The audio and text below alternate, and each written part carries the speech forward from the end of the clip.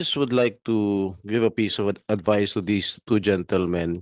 Alam niyo, pagka inimbita kayo sa Senado, huwag niyo i-preempt yung aming mga tanong. Okay?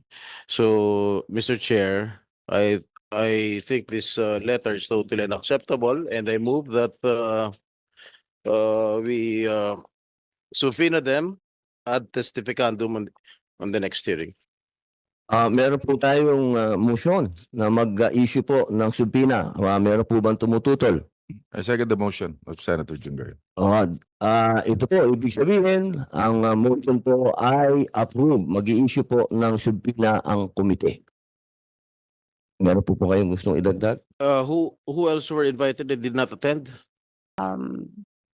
Star Magic, but its president, Mr. Laurenti Jogi, also sent us a letter of regret because I think he's out of the country.